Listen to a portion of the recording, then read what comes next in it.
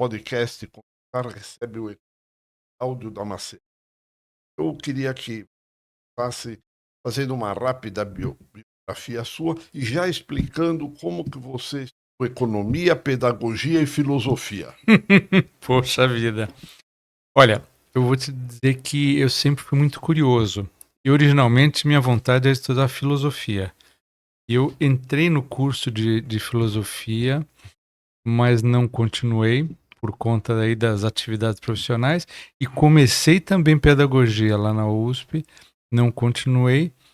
Mas eu ao longo da vida empresarial e profissional, eu dei muito curso corporativo a convite de amigos que precisavam de pessoas que conhecessem a parte de gestão e tivessem a fluidez de treinamento. Então foi uma experiência muito interessante, inclusive com colegas lá da FEA, né?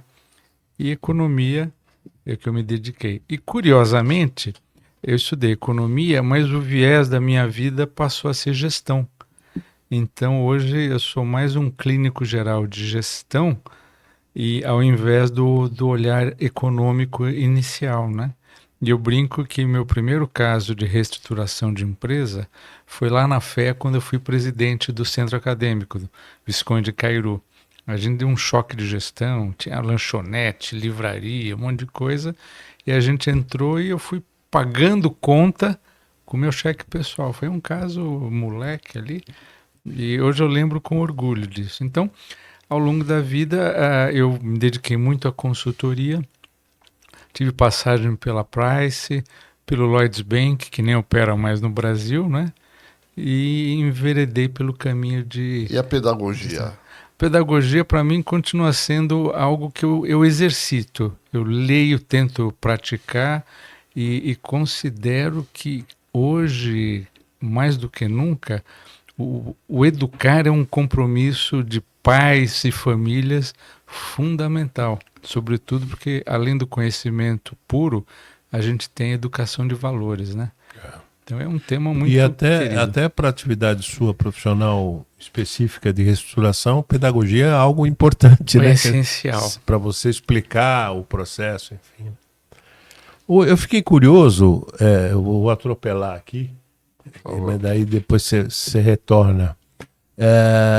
O episódio do Guaraná Dolly, né?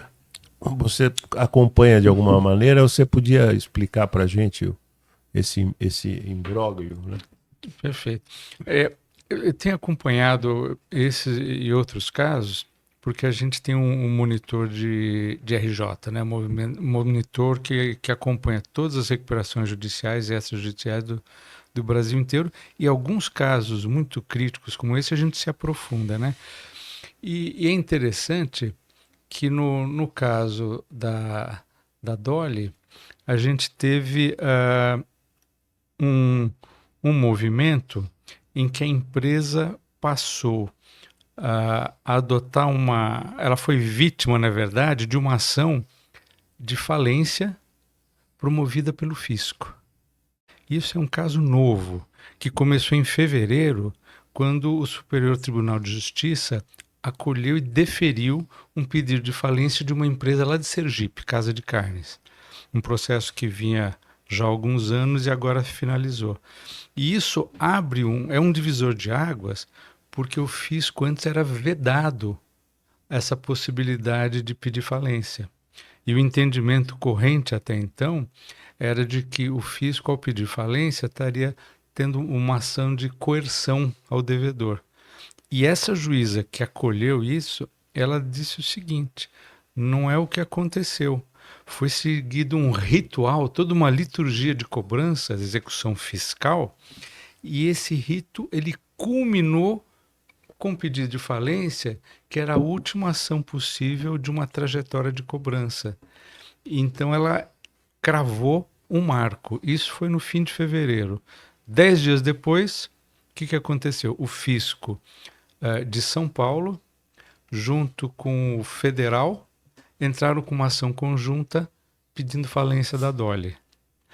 15 dias depois, o fisco federal e o fisco do Rio de Janeiro pediram falência do grupo Vitor Hugo, de confecção. Então, a grande mudança é que isso independe de recuperação judicial ou extrajudicial. É uma ação autônoma. E o judiciário colocou uma premissa, que é assim, tem que ser esgotado o trâmite completo. Se foi tentado tudo que é possível, foi feito notificação, um bloqueio de conta bancária, patrimônio, tudo que foi possível, o último caso é falência.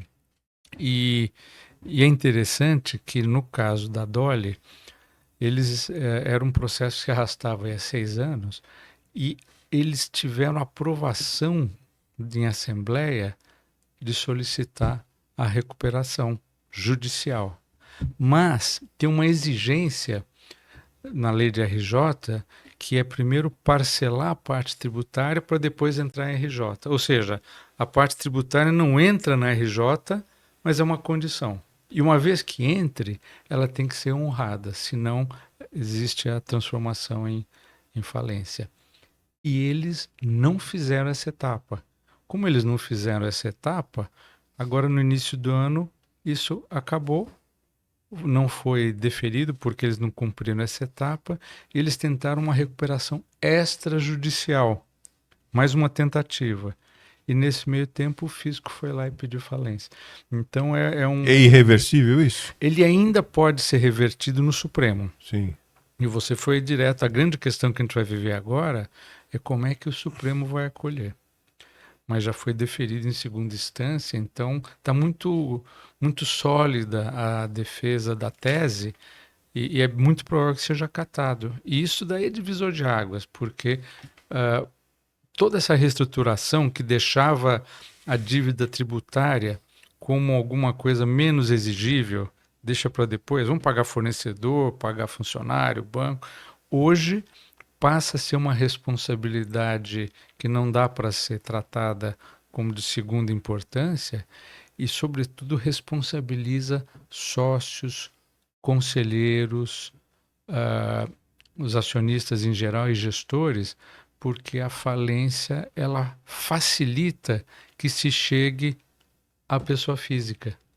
Então, entre outras coisas, eles podem, por exemplo, destituir ações de proteção patrimonial que se comprovaram fraudulentas para proteger as empresas, acelera a descaracterização da personalidade jurídica que chega no sócio. Então, esse instituto da falência agora, na minha opinião, o lado bom é que tende a melhorar a governança. Primeira coisa. Porque quando a gente vai tratar de UTI, né? RJ e RE são UTI. O grande objetivo é não chegar na UTI. Então, esse nosso trabalho aqui de reestruturação de empresas, a gente sempre alerta que não precisava chegar lá. E por que chega lá? E a gestão, né? Existe, e aí vale a pena a gente até separar, que existe empresa que teve problemas operacionais, problemas macroeconômicos que impactaram no dia a dia, mas há empresas em que a sonegação fiscal é uma política de gestão deliberada. E tem 2 segmentos que são muito conhecidos, que é a distribuição de combustível e distribuição de bebidas. É muito comum empresa com curta duração. Antes de ser executado patrimônio, executada empresa, o pessoal fecha, abre outra com outro sócio, mas que faz a mesma coisa, mesmo cliente, tudo, né? Então, a tendência é moralizar. A Refit é um caso disso, né? De alta sonegação, né? É um caso como esse. E eu vou te dar um exemplo. A gente estava falando aqui de previsibilidade, né? Na segunda-feira agora, a gente teve um caso novo da Oncoclínicas, uma clínica, a maior clínica autônoma de câncer do Brasil, né? E a gente estava estudando e é muito interessante que havia todos os sinais de que isso ia acontecer. Havia a evidência acompanhando, a gente faz um estudo com 93 indicadores, com vários tipos de metodologias, a gente criou a nossa, e esses indicadores apontavam com 2 anos de antecedência que o caminho era este. E basicamente houve 2 ações que nós consideramos decisão de gestão equivocada, que geraram isso. Uma delas, eles saíram de um nicho de mercado que tinha uma margem boa, que era o ambulatório oncológico, e tentaram fazer um hospital concorrendo com os grandes players, que tem um ticket médio baixo, mas tem grande escala. Então, primeira decisão importante, ticket baixo. E a segunda, um forte investimento, uma forte alavancagem, no momento em que a gente está com CDI de 2 dígitos. Então, a geração de caixa Não pagava. não pagava. Era excelente se fosse padrão europeu americano.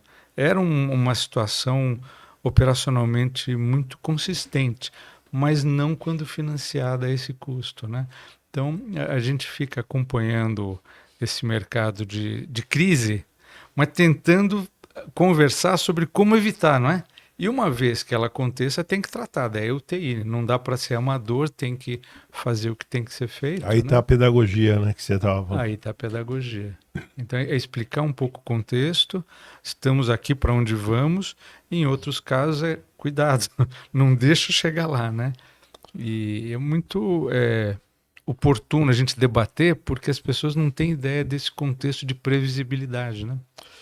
Deixa eu perguntar uma coisa que não é, talvez, exatamente o teu foco, mas essa semana saiu uma matéria no jornal da falência do Banco Santos, que foi feita a intervenção em 2005, tem um administrador judicial e até hoje Polêmico esse administrador. e não foi encerrado isso aí até hoje, quer dizer, são 20 anos e isso, vocês sabem por que há isso aí? Porque dizem que o administrador judicial gosta de postergar porque é bem remunerado, algo assim, mas você sabe alguma coisa sobre isso? Olha, eu tenho acompanhado, mas não me aprofundei. O que vale dizer é isso que você comentou com a gente agora, que existe a questão do administrador, né? E o administrador, ele sempre tem muito poder e tem uma remuneração. E isso a gente não pode dizer que o motivo é este, mas não é desprezível essa tese, né? E a outra questão é que esse é um caso que já começou complicado, né? O contexto desse banco já de largada, ele é um pouco fora da curva, né? Então tem questões aí que eu vou chamar eufemisticamente de nebulosas. Então o contexto todo merece um tratamento cuidadoso. Viu? Entendi. Outra pergunta é o seguinte, houve recentemente uma coisa antiga que existe, eu sei qual foi o governador que ampliou isso violentamente, é a substituição tributária que gera créditos que a empresa vai buscar na Secretaria da Fazenda, e créditos ilegais. Você acha o que você acha da substituição tributária? É interessante, a substituição tributária, ela faz uma inversão criativa de uma tese fiscal que é a seguinte: existe um fato gerador e esse fato gerador gera tributação. A substituição tributária inverteu a tese e falou assim: vai ocorrer um fato gerador, então me pague antes. Eu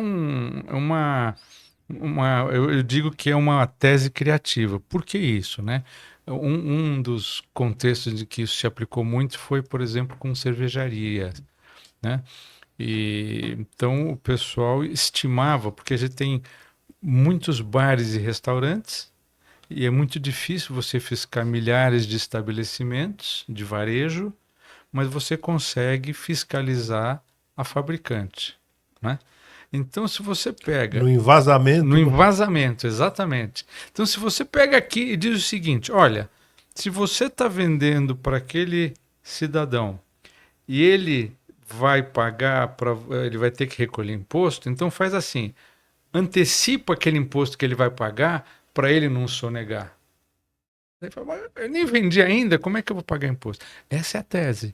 E daí tem algumas outras artifícios metodológicos, o pessoal estima qual vai ser a margem e arbitra. A margem deve ser de tanto, portanto vai pagar tanto. E dá alguma vantagem para o fornecedor.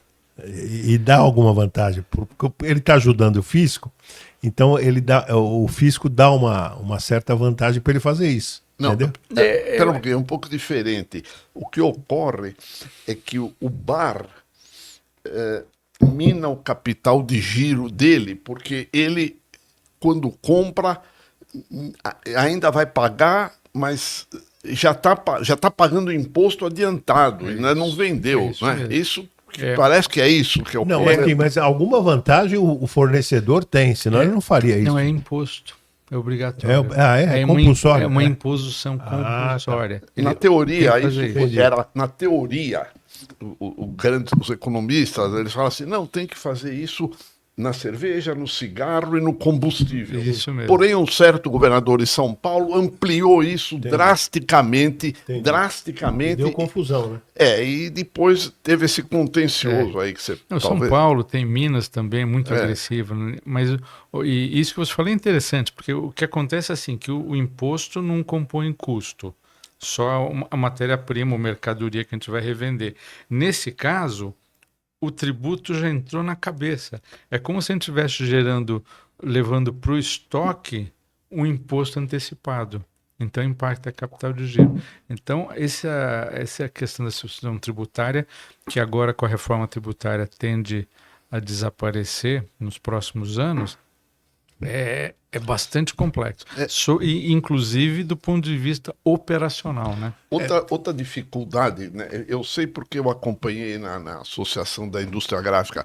Outra dificuldade é que depois tem que se contratar a FIP para calcular quanto deve ser o acréscimo da cerveja, quer dizer, quanto que ele vai vender na ponta. Aí depois as empresas pedem um ressarcimento, quer dizer, é um negócio. E esse secretário da Fazenda, aqui no Chita, ele está diminuindo isso, ele está acabando com uma série de artigos. Quer dizer, combustível e cigarro ele não vai acabar, mas ele está acabando com vários, né? Outra curiosidade que talvez para os nossos internautas possa interessar, eu não sei se eu vou lembrar de forma... A Lojas Americanas pediu recuperação, né? Sim. Pediu, né? Sim. Depois, se a gente pudesse, se o Damasceno pudesse comentar a operação de crédito sacado, que foi o que gerou, né? Que gerou o desequilíbrio, né? Aliás, por anos, né? A prática, acho que eu saiba, de grandes empresas, só Lojas Americanas, né? E implicou, parece que o Jorge Paulo Lema não sabia disso, mas aquele executivo Gutierrez e não, o isso próprio... não é uma prática, parece que usual no comércio, não é só a Lojas Americanas. O problema é de lançamento no balanço, talvez. Ele deve saber melhor, pode... Não, é exatamente isso. E curiosamente, né, eu já volto aí, mas curiosamente eu vivi um problema de risco sacado na outra ponta. Uma empresa que foi adquirida de uma multinacional, via subsidiária do Brasil, que foi comprada, e nós ajudamos na parte da transição dessa operação de M&A, e havia toda aí uma estrutura de crédito, de passivo e caixa. E o que aconteceu foi que havia uma operação de risco sacado que não aparecia como passivo bancário, porque a natureza da operação é outra.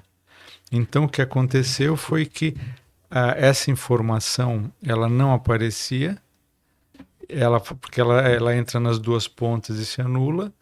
Então, parecia que haveria um crédito de contas a receber que já tinha virado pó. Isso entrou em litígio através de mediação internacional.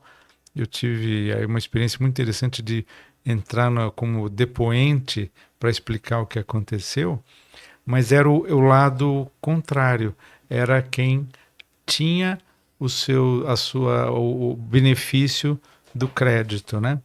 E nesse caso das lojas americanas, o que o pessoal tem aprofundado é que o que acontecia, a operação em si, ela é legítima. O problema é que havia gestores envolvidos em alto nível que inflavam esse valor, né? E ao inflar esse valor por operações que usaram vários artifícios criativos, né? E algumas matérias que a gente não tem acesso à documentação completa diziam que realmente eram valores fictícios e que eram construídos com documentação complementar que se comprovava. Com parceria de algumas instâncias da gestão bancária. Pois é. E aí deu para sacar, quando o grupo contrata o Sérgio Rial, que veio do Santander, lembra disso? Em poucos dias, eu acho 15, 20 dias ou 30 dias, ele falou, opa, não dá. Foi em 10 dias, exatamente. Ele pegou e falou, olha, ele abriu o bico, né? Tô fora, exatamente. E o fato da contratação do Sérgio Rial, que de alguma maneira isenta o Jorge Paulo Lema e pelo menos o Marcel Telles, o Sicupira eu não sei. Porque se eles quisessem, estavam coniventes, eles não iam chamar o Rial, entendeu? O Rial abrir a caixa preta, tá certo? É uma tese, né? É uma tese. É uma tese, mas daquela história que a gente não pode pôr a mão no fogo ainda, né? Mas isso ainda uma hora vai ser esclarecido isso daí. Acho que ainda teremos emoções, viu? Damasceno, se você puder comentar, eu não sei se você estudou, o caso Ambipar. O que você puder comentar, enfim. Eu estou finalizando um artigo aprofundando essa análise e é muito interessante, eu vou antecipar a tese. O que acontece é que, mais uma vez, a gente teve um ineditismo. O que aconteceu foi que o Banco Central entrou no circuito. E o que tem a ver o Banco Central com o processo de recuperação, né? E a grande questão é que o Banco Central enxergou nisso um risco sistêmico. E depois eu vou aprofundar, mando para vocês, a gente pode bater um outro papo, mas a grande questão é que a RJ ela tem um benefício de travar a dívida e travar a execução. Só que havia um grande volume de operação internacional de hedge internacional, hedge cambial. E quando a gente trava via RJ, a gente desestabiliza uma relação muito sólida do sistema bancário que foi consolidada principalmente a partir de 2008, com a crise do subprime. Então é um tema bastante importante, com efeito sistêmico muito abrangente, que vale a pena a gente aprofundar, viu? Queria perguntar o seguinte: você fazer um panorama do varejo, grande varejo no Brasil. Por exemplo, olha as empresas que não existem mais: Mapping, Casa Centro, Mesbla, Snar, Gearonso, Cássio Muniz. O que há no Brasil com o varejo, que hoje mesmo a Casa Bahia também acho que está em recuperação extrajudicial, enfim, você tem algum panorama do varejo? É só o problema do juro aqui? O que há com o varejo? Eu acho que a gente está vivendo um contexto aí de transformações muito profundas, né? Então a gente tem o juro alto, que para varejo é muito danoso, né? É muito danoso porque esse grande varejo tem uma margem apertada. Eu lembro um trabalho que eu fazia com supermercado macro suíço, a gente fez um longo trabalho. A margem trabalhada era 2%, 2,5%. Quando chegava em 3%, era espetacular. Então, eles tinham um mix interno. Então, quando a gente tem uma taxa de juros desse tamanho, a dificuldade de você gerar no negócio, operacionalmente, margem, ela fica muito difícil. Então, esse é um componente fundamental. E o outro componente é que a gente tem, de fato, essa concorrência de marketplace, né? Então, o marketplace, por excelência, é um ganho marginal, né? É um ganho incremental pequeno com grande volume. Então, a gente está tendo um trabalho muito intenso de logística para deslocar mercadoria de grandes centros de armazenagem para a ponta de compra. Alguns pontos de atendimento físico que às vezes o pessoal usa até para conhecer o produto e compra na internet. E a cadeia de emprego e que era envolvida, ela também está diminuindo. Então, a gente tem o velho modelo, e vale usar esse exemplo com o varejo bancário, né? A gente hoje tem muito poucas agências e as que tem são quase desnecessárias, né? E então isso vale para o varejo comercial. A gente está vivendo uma transição bastante complexa, bastante intensa, e daqui a pouco essa cadeia logística que hoje tem na ponta, né? O pessoal chama de a última milha, a parte final, que é a entrega na nossa casa, né? A gente tem entregadores, pessoas, né? E a gente está vivendo uma transição muito rápida para que também esses entregadores desapareçam, né? Não estamos falando de futuro, já é presente em alguns lugares, né? Ou seja, muitas emoções pela frente. Não, vai. Tá, o tema é tão interessante, nós já entramos, mas quando você estava falando de você, da tua trajetória, etc., eu ia perguntar da tua família, do teu pai, que o teu pai fazia o quê? Desculpa voltar, Claro. mas é interessante. Meu pai era médico. E, curiosamente, meu pai desestimulou eu e minha irmã, né, que estudássemos medicina, porque ele achava uma profissão muito sacrificada. Qual era o primeiro nome dele? Cláudio também, eu sou Júnior, na verdade, Cláudio Damasceno. E ele era oncologista numa época que só perdia a guerra, né? Então ele sofria muito com os pacientes. E eu sou sócio de duas empresas, né? A RGF e a BizDoc. E a BizDoc é uma corruptela de business doctor. Negócio de doutor. É como se fosse assim um médico de empresas, né? Entendi. Eu guardei isso ainda do meu pai. Então você seguiu teu pai, você é médico. Pronto. Sabe assim, eu me entendo assim, né? E ele viveu bastante? Viveu pouco. Ele morreu. fumava, não fazia ginástica. Morreu quando eu estava na faculdade ainda. Morreu o quê? Com 50 anos? 50 anos. Ataque fulminante. Fulminante. Desculpa, Luizinho. Deixa eu perguntar uma coisa no varejo. Eu não sei se você está bem informado, mas vamos tentar. É o seguinte... O varejo, há um folclore, por exemplo, que a Casa Bahia não vendia televisão, ela vendia crédito. E isso daí, esse sistema que adotou no Brasil de 10 vezes sem juros, entre aspas, o que você acha disso? É bom ou é ruim? É bom para quem? É ruim para quem? Olha, eu concordo com o que você falou, né? A venda de dinheiro, né? E vale também para o supermercado, porque o que acontece muitas vezes, principalmente, a gente tem períodos de alta inflação e altos juros, onde a margem da venda da mercadoria é insignificante, mas a margem financeira ela remunera o negócio, né? Então o que a gente viveu e ainda está vivendo é uma verticalização. Então a gente teve tanto a parte financeira incorporando operação comercial, como operações comerciais incorporando essa dimensão financeira. E foi um elemento de sobrevivência. Quem fez isso com competência e mais rápido, cresceu. Quem fez isso com menor competência ou com menor agilidade, não conseguiu sobreviver. A gente tem um exemplo bem sucedido, que é a Magazine Luiza, né? Está brigando, porque a briga não é fácil, mas ela tem uma vertente tecnológica bastante sólida, né? E a gente tem um outro exemplo, que é o Mercado Livre, né?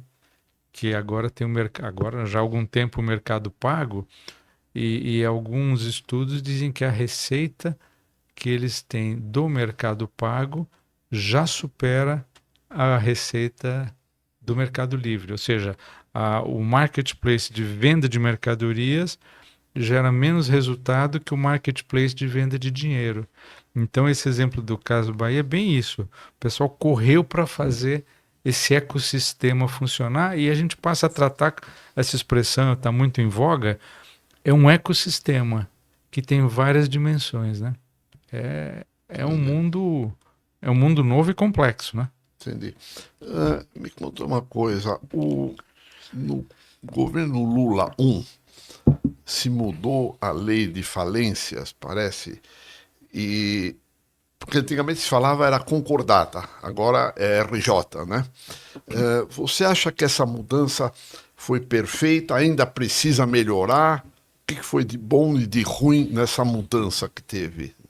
Olha, essa lei, ela é 11.101 de 2005. Ela mudou uma lei que era de 45, né? Era uma coisa arcaica. E ela usou muito do que acontece do que foi promulgado no Chapter 11 e Chapter 15, que é a legislação americana. E também incorporou elementos internacionais que são acolhidos não só na ONU, mas também na Europa e na Ásia. Então, vamos dizer, não se inventou muito a roda, mas se modernizou. E a grande diferença é que a gente passa a ter uma regra que não tem como objetivo penalizar a empresa. Passa a ter uma regra que coloca regras duras e claras, mas com o objetivo de manter a empresa viva. Então, a empresa viva protege empregos, protege captação de impostos, ou seja, mantém a máquina girar. Então, foi nessa época que surgiu a recuperação extrajudicial, né? E o que passa a acontecer desse momento em diante é que a gente criou todo um arcabouço que cria regras de convívio pós-crise, né? Então ele é bem saudável, é bem interessante. E agora, em 2020, houve uma mudança importante que modificou algumas coisas. Por exemplo, uma das mudanças foi reduzir o quórum para que seja acolhida em assembleia a RJ e também criou na recuperação extrajudicial a possibilidade de o pessoal chama em inglês de stay period. É um período de congelamento de 90 dias, quando a pessoa entrou em recuperação extrajudicial com 33% de adesão dos credores, ela tem mais 90 dias para conseguir chegar em 50% mais um. Nesse período não pode executar. Então isso é uma grande novidade e um grande benefício. Então a gente passou a viver aí um momento em que isso é estratégia de gestão, e agora com essa história da falência, né, a recuperação extrajudicial ela passa a ser cada vez mais valorizada, porque ela é mais rápida, mais barata e você tem mais controle. Você pode negociar e você pode também, uma novidade que não existia, é separar quem entra. Então, a gente teve o caso do Grupo Pão de Açúcar, eles fizeram um projeto claramente protegendo o relacionamento comercial e focando toda essa parte de reestruturação nos bancos, né? Tudo que era passivo bancário, bancos e operações financeiras em geral, entraram na RJ, fornecedores não. Ou seja, preservou o relacionamento com os fornecedores e focou. Então, isso é uma coisa que não poderia antes de 2020. Então, a gente está refinando isso. No caso da Raizen, a gente tem mais uma novidade. A gente tem no projeto que foi apresentado, num único projeto, eles têm reestruturação de dívida, reestruturação de gestão, incorporando credores num conselho de gestão e um remanejamento societário. Então, graças à flexibilidade que a recuperação extrajudicial oferece, foi feito um trabalho muito mais amplo do que o tratamento apenas da dívida. Então, é um arcabouço complexo, mas que dá elementos para a gente dar os próximos passos. Damasceno, não sei se você acompanhou, você acabou de falar agora do Pão de Açúcar, né? Se você pudesse fazer uma panorâmica, né? Porque o Pão de Açúcar é um case interessantíssimo, né? Que interferência do grupo Casino, não é? Jean-Charles Naouri, né? Que Depois tem aquele episódio do Abílio querer fusionar com o Carrefour sem consultar né? Obteve até o apoio prévio do Luciano Coutinho, mas aí o Luciano Coutinho, que estava na presidência do BNDES, e agora o, salvo erro, Silvio Tini, né, que entrou no bloco de controle, enfim. Se puder dar uma historiada. Esse trâmite todo societário, eu não aprofundei, mas o que a gente observou na época foi, sobretudo, um embate societário, né? E antes dele, houve também um embate societário dentro da família, né? Sim, lá atrás. Inicialmente. Inicialmente. Família, e daí o Abílio conseguiu... Com a ajuda até do Bresser Pereira, né? A ajuda do Bresser, que era parte do time, né? E depois esse esforço, quando entra o Casino, eles eram uma opção de capitalização e de escala, né? E depois, em algum momento... E o Jean Charles não foi inteligente, falou, olha, daqui 12 anos, né, jogou, e o tempo passou, né? Daqui 12 anos você entrega seu... E chegou, né? Chegou. Você pode ter a opção, mas na verdade era compulsório, né? Era compulsório. Aí ele impactou, né? E juntou com isso a evolução de varejo, esses desafios que a gente está conversando, que foram simultâneos, né? Mas é um embate societário bastante complexo, né? E é um pouco daquela história de que cada um defende o seu lado, cada um com um pouco de razão, um pouco de esperteza, mas é o mundo dos negócios, né? Quando você estava falando da lei de falências, hoje não, mas já há alguns anos está ocorrendo uma coisa que aqui não tinha antigamente. É que grandes empresas estruturadas estão fazendo, eu não sei se o termo é esse, acordos tributários com o governo federal e diminuindo a dívida, tirando as multas, eu imagino. Você pode relatar um pouco sobre isso? Olha, especificamente, eu não tenho elemento específico, mas o que está acontecendo, e de certa forma, fruto dessa evolução que a gente conversou antes, é que o tratamento tributário passa a ser relevante. E o fisco, dentro dos limites que a lei permite, ele tem muito mais interesse em receber do que brigar, né? A diferença é que o fisco não pode abrir mão de receita, né? A legislação proíbe, mas existem aí limites que ele pode acolher. Então, o que tem acontecido é um esforço crescente, como você disse, dos bons exemplos de governança, estruturadas, bem né? estruturadas, de fazer o caminho correto. E o caminho correto qual é? Negociar, fazer uma negociação transparente, honrar essa transparência, e o tributo tem que estar dentro da estrutura de preço, porque o que acontece, como eu sou barba branca, eu não posso dizer que eu sou cabelo branco, porque não tem mais, né? Eu sou daquele tempo que havia nota fiscal em papel, né? Várias vias. E o que acontecia é que tanto o varejo como a indústria, empresas de modo geral, não faziam uma precificação correta e não incluíam nessa precificação corretamente os tributos. E daí, se eles pagassem o tributo, não tinha margem e quebrava. E eu ouvi dizer mais de uma vez, se eu pagar o imposto, eu não tenho lucro nenhum, né?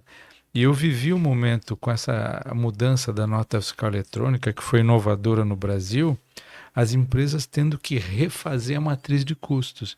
Então, o que a gente vive hoje, e essas renegociações são a prova disso, é que não dá para a gente precificar errado. Tem que precificar certo. E tributo é um sócio. Então, a gente tem um sócio governo que tem uma fatia de leão, só que essa fatia de leão hoje ele cobra, né? No passado ele não tinha instrumentos, hoje está muito fácil. Ele tem informação, né? Tudo, que é o principal. Tudo.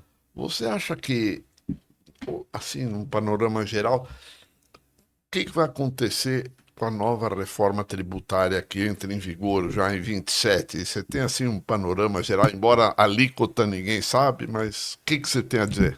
Olha, eu diria o seguinte: um ponto de incerteza é como é que vai ser gerido essa Câmara que foi instituída com a finalidade de acompanhar essa distribuição, essa equalização dos tributos, né? Se ela vai ser política, se vai ser técnica e o modus operandi. Então, esse é um grande desafio, né?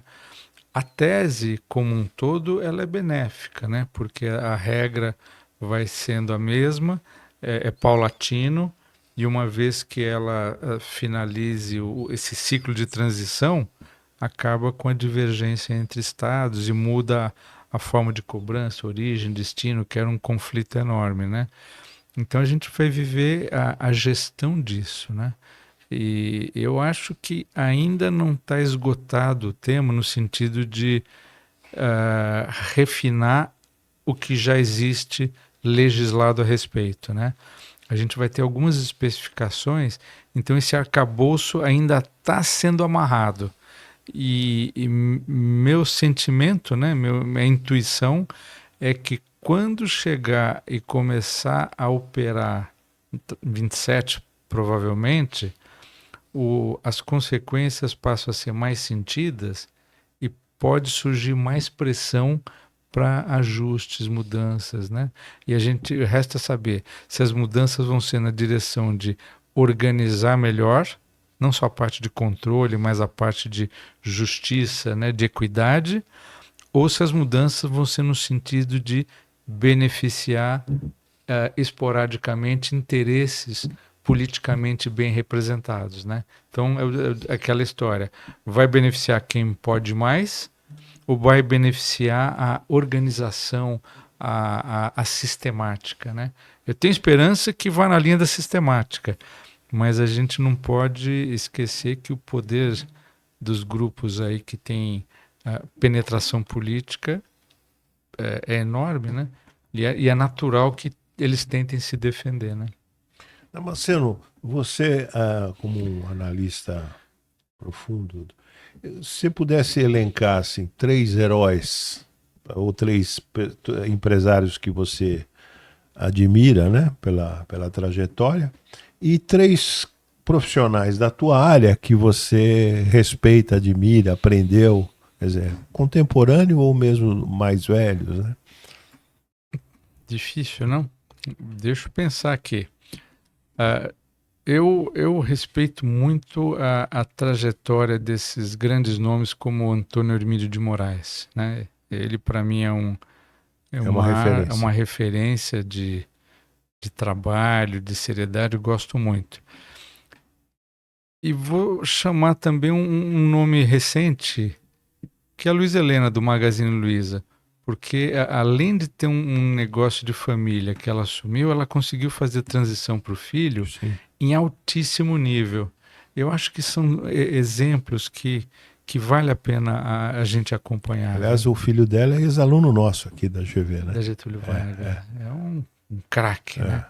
E então, assim, para mim são 2 exemplos. Foi um menino que percebeu antes que todos na família, etc., a coisa do mundo digital, né? Exatamente.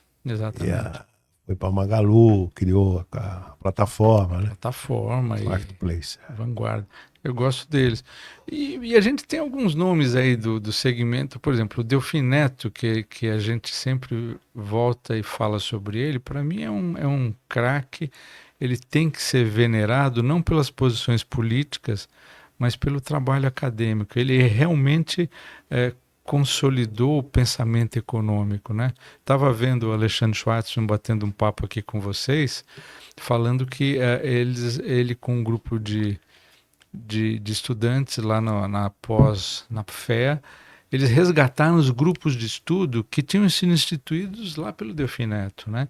Então, o Delfim, para mim, ele consolidou uma reflexão econômica brasileira, né? Com uma dimensão brasileira, mas robustez internacional. Eu acho que vale a pena a gente tratar com carinho. Lá na FEA, outro dia falei aí com o professor, houve alguns ícones, não só o Delfim com certeza, mas houve o Pastore, o professor Luiz Freitas Bueno, que eu não sei se você conheceu, e tinha uma mulher que era muito famosa. Alice Piffer Canabrava. Quer dizer, você conheceu esse povo todo aí? O que você... O Pastore, sim, foi meu professor.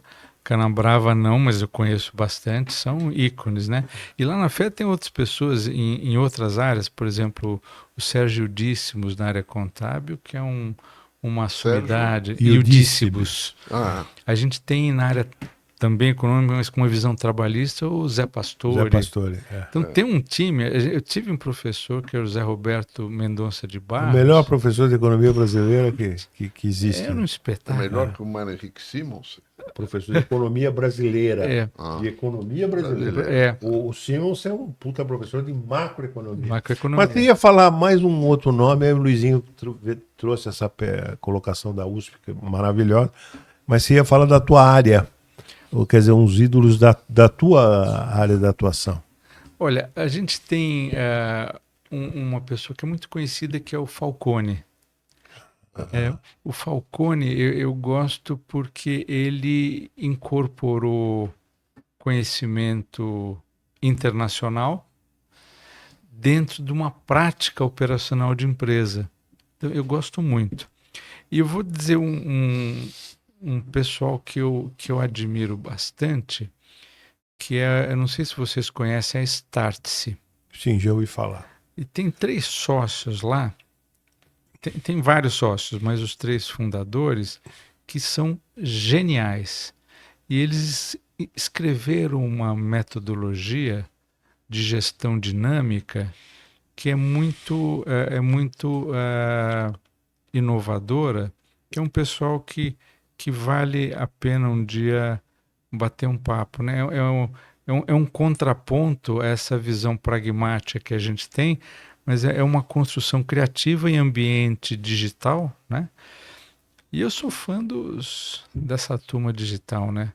Do Elon Musk, sou fã do pessoal da Cloud, marido, são um homem e uma mulher, né?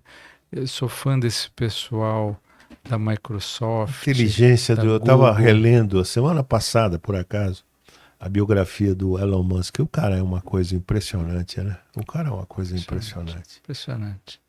E ele tem uma semelhança com Bill Gates, que é assim, se é para entender, eu vou aprofundar e vou entender tudo daquilo. Depois eu passo para outro tema. E o Bill Gates, ele falava a mesma coisa, ele vai estudar isso, então ele saía viajar com 12 livros, estudava, dali a pouco, numa reunião, ele sabia mais do que as pessoas especialistas, porque ele tinha uma capacidade de leitura e memória, e o Elon Musk é a mesma coisa. Né? Tem uma passagem nessa biografia de uma discussão do Elon Musk com o Bill Gates. E aí ele questiona todos. Lembra dessa passagem? Não lembro. Ele questiona toda a filantropia do Bill Gates, etc. Escuta, o Bill, você vendeu. Por que você vendeu a Futuro ações da Tesla? Você vendeu essa quantidade? É verdade isso que o. Para ganhar, né? Especulando. Pô, então isso agride totalmente a tua concepção filosófica de filantropia. E, puta, tem uma discussão impressionante que está relatada lá na biografia. Ele peitou o Bill Gates, né? Não, o Elon Musk é agora, quase maluco, né? Quase maluco. Dizem dos gênios, né? O gênio geralmente é meio maluco. Se não é maluco... Mas não serve, né? Marcelo, deixa eu perguntar uma coisa que você falou aí de passagem sobre esses bons personagens, etc. No Brasil, eu não vou citar nomes do Brasil, mas eu vou citar um de fora. A General Electric nunca deu prejuízo nos anos todos que ela existe, mas tinha entrado lá um presidente famoso, que era Jack Welch, que era só famoso por cortar custos. E depois a GE definhou um pouco. Aqui no Brasil, por exemplo, tem uma história de que alguns rapazes, algum fundo aí, entrou na Sadia e começou a eliminar uma certa forma de criar pintos que demoram um pouco, não sei o quê. Cortaram, no fim a Sadia sucumbiu, né? Ela Mas já não era mais Sadia, né? era BR Foods, né? Mas no fim a família, o fundadora foi diluída. Quer dizer, essa ânsia de cortar custos, às vezes O próprio Abílio Diniz passou a ser gestor passou. e não foi mas nesse caso da Brasil Era Foods. um fundo aí, eu não quero dizer o nome, mas enfim. Quer dizer, você acha que essa ânsia por corte de custos, às vezes de qualquer forma, também acaba com a empresa, não? Eu acho que sim. Eu vou até aproveitar essa tua pergunta para falar um tema que acho que vale um dia ser explorado, que é a obrigatoriedade de resultado trimestral. Então, o que acontece? Coloca-se lá um funcionário, esse funcionário é diretor, é CEO, seja o que for, e ele tem metas a cumprir. E essa meta é mais ou menos como o técnico de futebol, né? Tá indo bem no campeonato, vai bem, se perde, cai fora, Está né? prestigiado, mas. Ou não. E daí a gente começa a ver gestores de alto nível, gestores intermediários, trabalhando para obter meta. E o grande erro é que essa meta é uma meta de curto prazo. Então, quando a gente faz uma estratégia de curto prazo, a gente está comprometendo a vida da empresa. Eu vou te dar um exemplo que, para mim, é um absurdo e, para mim, tinha que crucificar o responsável e que aconteceu agora. Uma empresa brasileira de televisão tinha exclusividade para direitos da Copa do Mundo. E daí eles tinham um valor absurdo e queriam reduzir, o cara tinha meta de resultado, né? Ele deixou fora o digital e o TV Casé entrou. Ele chegou e falou, pô, isso aí, tudo isso, mas eu não uso esse digital. Corta essa merda. Corta essa porcaria. Chegou, a FIFA cortou. Entrou. Então, como é que a gente consolida isso? Então, na minha opinião, e eu acho que isso tem que acontecer, é que a dimensão de responsabilidade da gestão tem que ser um horizonte maior. Vamos dizer um horizonte de 5 anos. Você tem bônus, você tem prêmio, você tem tudo. Você ficou com a gente 8 meses. Vamos ver se o que você fez gerou no tempo. Porque senão, todas as decisões de investimento, escolhas estratégicas, elas não estão enxergando o que vem depois da curva. Eu tenho que chegar só até lá. Embolsei um dinheiro, o que eu embolsei agora, eu não vou conseguir gastar no resto da minha vida. Esse exemplo da Globo com Casé é emblemático. É semelhante a outros, né? Mas é que esse foi motivado por uma economia do contrato. Então, eu economizo aqui, excelente, parabéns.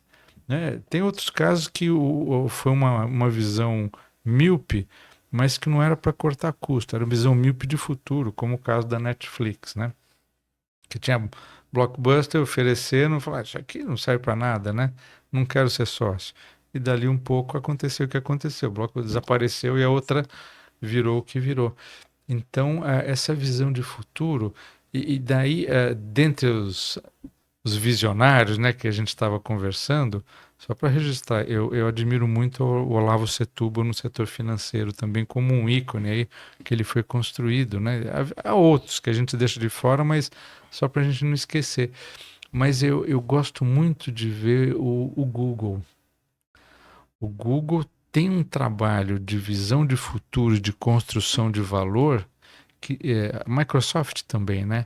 Mas é uma visão de enxergar o longo prazo, tentando antever tendências. Então, tanto um como o outro, eles têm um ecossistema que é muito difícil as outras empresas concorrerem, porque eles têm todo um mundo construído e todo encadeado, né?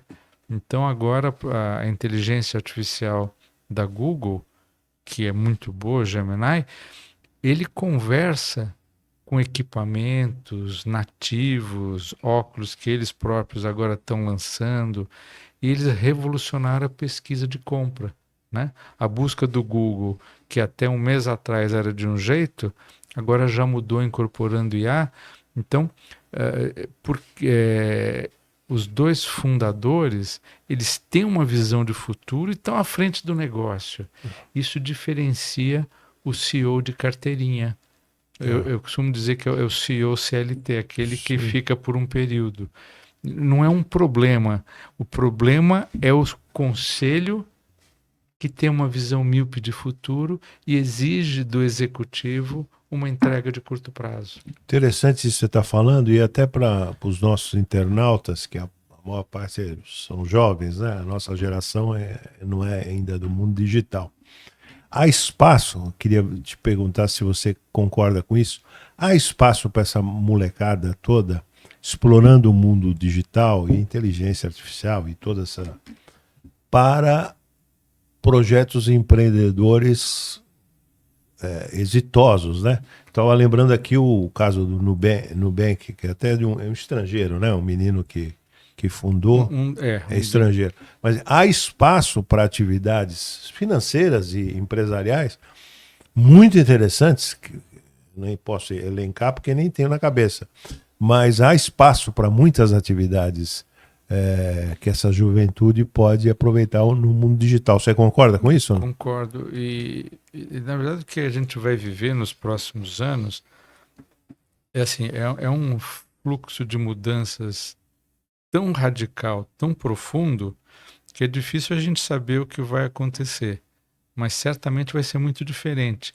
Então, da mesma forma que a gente tem uma fábrica de carro que passou a valer mais do que todas as montadoras juntas, que é o caso da Tesla. O caso da Tesla, da noite para o dia, e dali a pouco ela é ultrapassada por uma chinesa, né?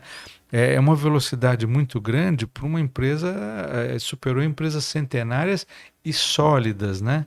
Então, é uma mudança que vai acontecer em tudo, né? E varejo, indústria, nos hábitos, nos serviços, o jeito que a gente trata o cotidiano do ser humano, como a gente trata a educação. Então, são mudanças tão profundas que a juventude, e às vezes até os maduros que conhecem a trajetória toda e tem uma visão de caminho que pode ajudar nessa escolha de futuro, tem muita oportunidade. E acho que quem não acompanhar vai ficar para trás, né? Você, nessa tua atividade profissional,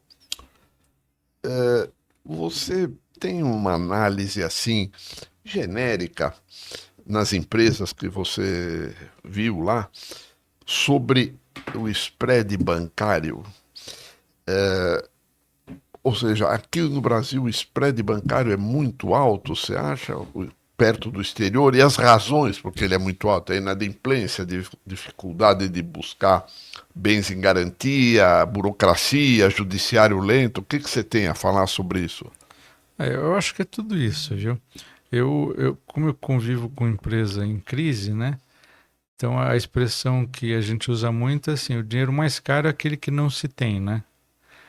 Por outro lado, quando a gente tem essa morfina, né, do dinheiro de terceiros que entra na empresa, isso vai comprometendo a saúde. Agora, o que acontece é que o jeito de a gente hoje financiar o capital de giro no Brasil, ele foi construído em cima de bases caras, né? Então, a lucratividade, a margem dos bancos brasileiros é muito alta e dos bancos internacionais que aqui se instalam, justamente porque a base que a gente passou a trabalhar, ela estimula essa captação. E essa captação, ela é em parte por conta do risco, mas é em parte por conta de um modelo que ficou de pé dessa forma. Então, o brasileiro acostumou a investir em ambiente de incerteza, e incerteza custa dinheiro, né? E daí a gente vai dizer, puxa, mas isso é certo ou errado? Eu não sei. Há quem diga que o Brasil é muito criativo e pujante, né? E se não fosse assim, seria outro perfil, né? Seríamos britânicos, dinamarqueses, mas é um fenômeno muito interessante esse que você destacou. É. Né? Aproveitando mesmo sobre esse assunto, regularmente essas empresas, esses agentes da XP ou da Banco do BTG, etc., aí, eles oferecem FDIC. Explica um pouquinho para os internautas quais os riscos que quem compra um produto desse. Olha, interessante você comentar. Eu tenho um amigo que trabalha com análise de fundos, mas daí são os fundos convencionais. Então ele faz uma análise da qualidade da carteira e a qualidade dos gestores desses fundos, né? Então a gente tem casos aí de fundos públicos com uma gestão absolutamente incompetente e uma incompetência que muitas vezes não é por falta de conhecimento, é por interesse pessoal, né? Então, isso a gente está falando de fundos em geral, né? E o FDIC é um fundo, né? Só que em vez de ele estar composto por ações e outros títulos que representam participação acionária, ele é composto por recebíveis, né? E a grande questão é que a análise da qualidade desses recebíveis, ela não é muito transparente. Então a gente tem o caso recente do Master, né? Que ele tinha recebíveis, tinham valores que compunham a carteira que eram fictícios, né? Então, quando a gente não tem muita transparência na gestão, quando tem transparência e controle, há problemas. Quando não temos transparência e controle, diz a lenda que há mais problemas. Então, o FDIC, ele é tão bom como a qualidade dos seus gestores. Então, o que eu costumo dizer é que a gente tem que confiar nos bons gestores de fundo, seja ele de carteiras de títulos, carteiras de ações, como de FDIC. Luizinho, quanto tempo nós temos ainda? 10 minutos? Concede 12? O teu Tirar o celular som aqui que parou. Tirar o som de novo, eu tinha tirado. Fazer uma pergunta. Saiu o gol da Inglaterra aí, não? Tá tendo jogo agora, nesse horário? Tá tendo Argentina, Nesse horário? começando agora. Ah, vai começar agora. Não, só para retomar, eu tô voltando o teu interesse por filosofia, etc., né? Se você pudesse fazer uma reflexão filosófica sua, né? O sentido da vida, né? Se eu pudesse fazer uma reflexão. Olha, você sabe que eu estava relendo Aristóteles, né? E é muito interessante porque ele estuda as diferentes dimensões do ser humano e do universo, né? Então, ele começou com a ideia da dimensão da metafísica, mas tem a dimensão física, tem a dimensão da evolução, né? Então, a gente hoje em dia fica questionando se existem outros povos, outros seres vivos pensantes no universo, né? Então, o que eu costumo pensar, para a minha vida e olhando para o futuro, é que vivemos num contexto dinâmico e a gente busca a vida, né? E essa vida se perpetua através do que a gente faz no ambiente corporativo, no ambiente familiar e no que a gente constrói de futuro. Então, essa visão de que a gente está sempre numa evolução e que a nossa vida ela acaba, mas a gente está deixando um legado para quem vier depois de nós continuar nessa missão, né? Eu acho que essa visão de que a evolução do ser humano ela está hoje muito ameaçada pela tecnologia, né? Pelos aspectos ambientais, pela forma que a cognição humana está sendo afetada por tudo isso, é um desafio instigante que a gente precisa pensar. Então, voltando aí para a educação também, né? Então, a minha visão, e voltando lá para o Aristóteles, é que a gente tem muitas dimensões, mas são dimensões dinâmicas em linha de uma evolução. E uma evolução do ser humano, evolução do nosso país, do nosso universo, que aqui é a Terra, e também do universo que vai além da Terra. Eu acho que são questões que vale a pena a gente bater papo um dia. Você tem algum comentário? Hoje a imprensa está repercutindo, hoje não, já há meses repercutindo o FGC. O que você acha do FGC? O que precisa corrigir no FGC, se é que precisa, né? Olha, eu não sou especialista do tema, mas eu sou um defensor da tese, né? Foi muito criativo, né? Foi realmente bastante inovador e se provou importante, porque segurou algumas crises aí sistêmicas grandes, né? O que está acontecendo agora, já está em curso, é um refinamento, né? Alguns limites, algumas regras, por um lado, e por outro lado, organizando um pouco melhor o segmento que a gente chama de fintech, né?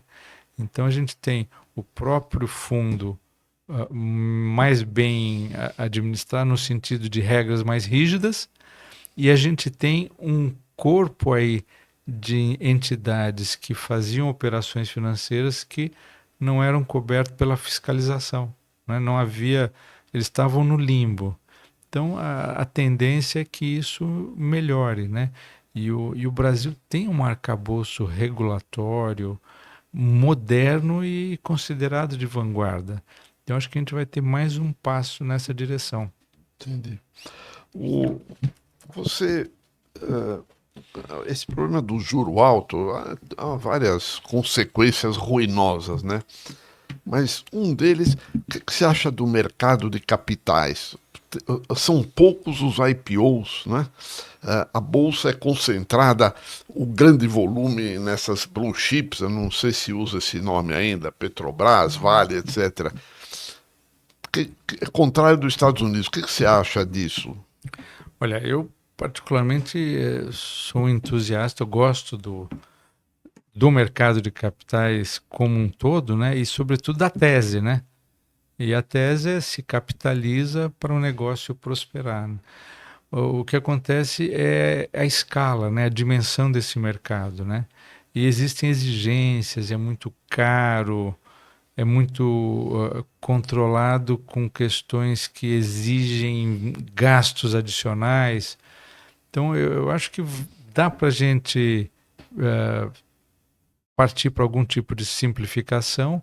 A informação digital hoje facilita isso e acho que tem espaço para a gente ter, eu brinco já conversando com amigos, uma B4, usando uma analogia, que é para um mercado de participação societária em empresa de porte menor, que tem um nível de governança razoável e que poderiam ser objeto de investimento, porque assim, as startups não têm um ambiente regulatório, né? As empresas consolidadas de porte médio também não.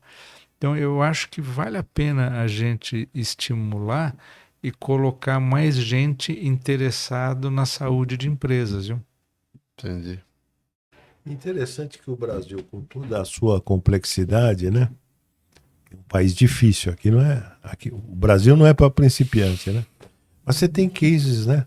Eu estou lembrando aqui da VEG, o próprio os meninos da JIF, né? JBS. Embraer. Quer dizer, tem casos de. Tem uma famosa frase em latim: ex nihilo do nada, nada provém. Mas são grupos que saíram do nada e correram ao mundo. Os caras hoje são os maiores produtores de proteína animal no mundo. É. Chegam a ter, não sei, 280 mil funcionários somando a operação global. Um negócio É fantástico. Né? espetacular. Quer dizer, o Brasil ainda tem possibilidade de É. empresas. Nessa linha do que ele está falando, como você faz reestruturação de empresas em dificuldades, relata aí a tua experiência, boa ou ruim, do papel do BNDES nessas recuperações de empresas em dificuldades, etc. Olha, é fácil responder a tua pergunta. Nenhum caso de reestruturação que eu trabalho foi apoiado pelo BNDES. Zero.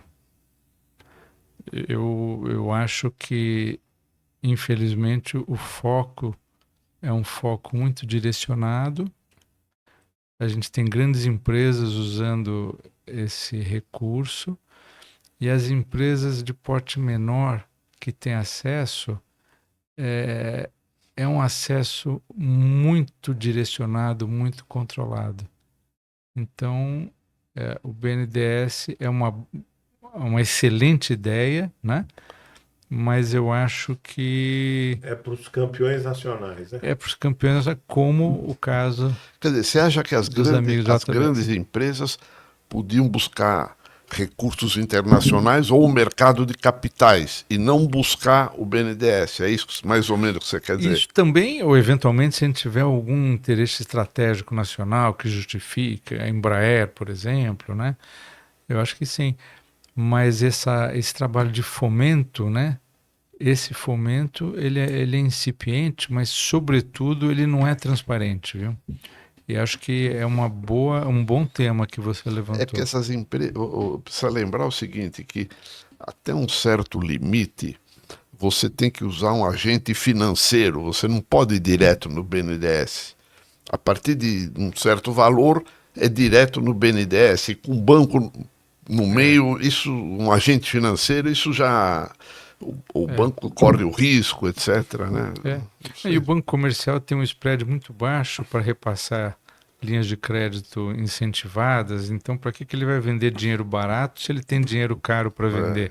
Então, esse sistema todo Ela está emperrado. vale a pena uma revigoração, viu? Entendi. Luizinho, há espaço para uma última pergunta. Não, pode fazer você. Não, faça você. Meu estoque esgotou. Esgotou. Não, eu queria só registrar, adorei a tua vinda aqui, Damasceno, e queria que você se comprometesse conosco de voltar. Claro. Em breve, né? Claro. Porque se você olhar lá todas as nossas entrevistas, essa aqui sobre esse tema. Primeiro, é pioneiro. Primeiro, é pioneiro. E aprendemos muito, espero que os internautas aprendam também e gostem, com certeza vão gostar. Então fica já o convite, né? Agradecer ao Luiz que trouxe aqui. Aprendi muito e você promete para nós voltar? Claro. E agradecer especialmente que ele veio com um convite muito em cima da hora, exatamente. E perdendo o jogo da Inglaterra com a Argentina para estar aqui. Para mim, eu agradeço o convite para vir hoje e para voltar, né? E convite feito por amigos nossos em comuns que a gente gosta muito. Para mim foi um prazer estar aqui nesse bate-papo. Só vou pedir desculpa, o Luiz veio mais preparado, que esse teu tema eu não domino, então fiz perguntas de... Apesar de ter sido um grande empresário, você não domina, é não, isso? Esse assunto dele de reestruturação, não, realmente para mim não, entendeu? Aprendi muito, aprendi. Ok, então obrigado. Obrigado. E até a próxima. Até a próxima. Muito bom.